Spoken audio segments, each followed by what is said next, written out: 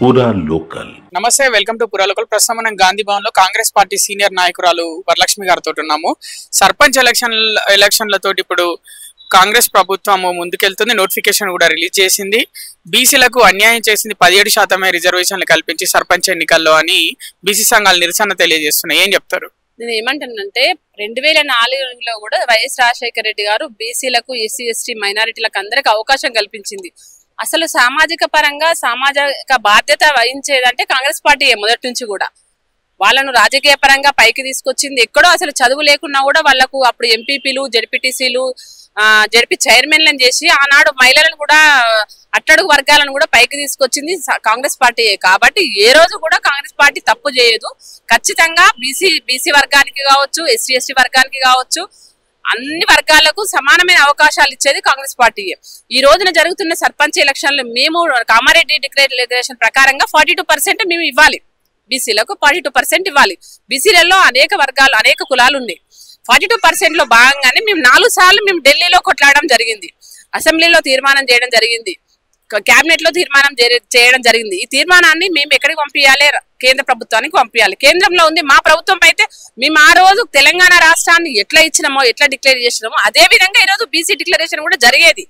మా చేతుల్లో ఉంటే, మా చేతుల్లో ప్రభుత్వం ఉంటే. అక్కడ ఏమైంది, మేము అపోజిషన్ లో కూర్చోవాల్సి వచ్చింది. కాబట్టి మాకు ఈ రోజు ఇక్కడ మేము సాధించలేకపోతున్నాం. మా రాహుల్ గాంధీ కోరిక, ఇక్కడ మా సీఎం రేవంత్ రెడ్డి గారి అభిప్రాయాన్ని, తన యొక్క కోరికను కూడా మేము ఈ రోజు నెరవేర్చలేక, ఎందుకంటే ఇంకా కొంత పరిధి ఉంది. ఈ రోజు ఓన్లీ సర్పంచ్ ఎలక్షన్సే అవుతున్నాయి, ఇంకా ఎంపీటీసీ, జడ్పీటీసీ ఎలక్షన్స్ ఉన్నాయి. ఈ రోజు పార్టీ గుర్తు లేకుండా సర్పంచులు గత 2 సంవత్సరాలుగా, 2.5 సంవత్సరాలుగా అసలు ఎవరు నాయకులు లేకుండా గ్రామాలలో ఇలాంటి అభివృద్ధి జరగకుండా గ్రామాలు చాలా దిగజారిపోయినాయి. ఎందుకంటే అక్కడ ఏం జరగట్లేదు, అక్కడ అభివృద్ధి జరగట్లేదు. కాబట్టి ఈ రోజున అత్యవసరంగా సర్పంచులను ఎలక్షన్ పెట్టాల్సి వచ్చింది. కాబట్టి నేనేమంటున్నానంటే బీసీ సంఘాలకు ఒకటే విజ్ఞప్తి చేస్తున్నా, ప్రజలకు కూడా ఒకటే విజ్ఞప్తి చేస్తున్నా. మేము ఇచ్చిన 42% కు ఈ రోజు పార్టీ పరంగా మేము రెడీగా ఉన్నాం. కాకపోతే ఏంటంటే మనము వాళ్ళు ఏంటంటే పార్టీ పరంగా కాదు, మాకు కావాల్సింది లీగల్ గా కావాలని వాళ్ళు అడుగుతున్నారు. కాబట్టి మేము ఖచ్చితంగా మళ్ళీ మేము ఢిల్లీలో పోరాడతాం. మేము వాళ్ళ మీద ఒత్తిడి తీసుకొస్తాం. ఖచ్చితంగా దీన్ని ఇంప్లిమెంట్ చేస్తాం. ఈ రోజు మా గాంధీ భవన్ లో చూస్తే మీరు ఎక్కడ చూసినా కూడా, ఏ లిస్టు చూసినా కూడా బీసీలకే అధిక ప్రాధాన్యత ఉన్నది. కాబట్టి బీసీ 42% బీసీల యొక్క మేము వెనుక పోవడానికి మేము లేము. ఈ రోజున ఖచ్చితంగా ముందుకు వెళ్తాం. జూబ్లీస్ లో కొనసాగించిన ఊపే సర్పంచ్ ఎన్నికల్లో కొనసాగిస్తారా? ఖచ్చితంగా. మేము ఊప అనేది ఏం లేదు. మా అభివృద్ధి ఈ రోజు అలా ముందుకెళ్తుంది. మా అభివృద్ధి మేము ఏ విధంగా మాట ఇచ్చినమో, ప్రజల అభివృద్ధే కాంగ్రెస్ ధ్యేయం అన్నట్టుగా మేము ఆ రోజు ప్రభుత్వాన్ని తెచ్చుకోవడం జరిగింది. అదే విధంగా ఈ రోజు ముందుకెళ్తున్నాం. కాబట్టి ఖచ్చితంగా ప్రజలు మాకే ఓటేస్తారు, మమ్మల్ని ఆశీర్వదిస్తారనే నమ్మకం మాలో ఉంది. మా మంచి పనులు, మా మంచి అభివృద్ధి, కాబట్టి మాకు ఆశీర్వాదాలు ఖచ్చితంగా ఉండి, ఈ సర్పంచ్ కాదు మళ్ళా వచ్చే ఎలక్షన్స్ కూడా మళ్ళా 5 సంవత్సరాలకు మేము కూడా మా గవర్నమెంటే ఉంటది అనేది మా నమ్మకం, మా అభిప్రాయం.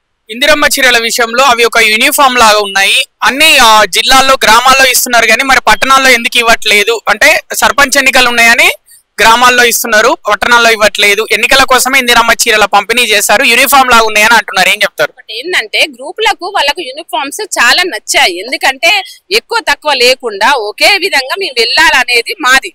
కులాలు గాని, మతాలు గాని ఏవి లేకుండా సెక్యులర్ పార్టీ మాది. అందరినీ ఒకే చూపుతో చూస్తాం, ఎక్కువ తక్కువ లేకుండా. వాళ్ళ గ్రూపులకు అవి చాలా బాగా నచ్చినాయి. వాళ్ళే మాట్లాడుతున్నారు, మాకు మీటింగ్స్ ఉంటాయి, మేము అందరం అక్క చెల్లెల్లాగా మేము ఉండడానికి మాకు ఇవి ఎంతో ఆనందంగా ఉన్నాయి. ఆనాడు బీఆర్ఎస్ ప్రభుత్వం ఇచ్చిన ఆ చీరల నాణ్యత ఎక్కడ, మేము ఇచ్చిన చీరల నాణ్యత ఎక్కడ? వాళ్ళు ఇచ్చిన కనీసం పంట పొలాలకు పిచ్చుగలం కొట్టడానికి కూడా పనికి రాలేదు. అంత బాధపడ్డారు. ఆ చీరలు తీసుకెళ్లి అసలు ఇవి ఉతికినవా, ఇవి కొత్తవా, పాతవా అని కూడా ఆ రోజు మహిళలు బాధపడ్డారు. తెలంగాణ మహిళలు అంటే ఇంత ఇదిగా ఉన్నారా అనేసి బీఆర్ఎస్ వాళ్ళు ఇచ్చిన చీరల వల్ల వాళ్ళు బాధపడ్డారు. కానీ ఈ రోజు కాంగ్రెస్ ఇచ్చిన చీరల వల్ల చాలా పట్టు చీరలు లాగా ఉన్నాయి, చాలా బాగున్నాయని ప్రతి ఒక్క మహిళ సంతోషంగా ఉంది. వాళ్ళకు మహిళా శక్తి క్యాంటీన్స్ కావచ్చు, ఇవాళ చీరల విషయం కావచ్చు, కాస్త లేట్ అయినా కూడా నాణ్యతతోటి కూడుకున్న చీరలు మేము ఆడవాళ్ళకి అందించడం, వాళ్ళకి గౌరవించడం, అది వాళ్ళు ఆనందంగా ఉన్నారు.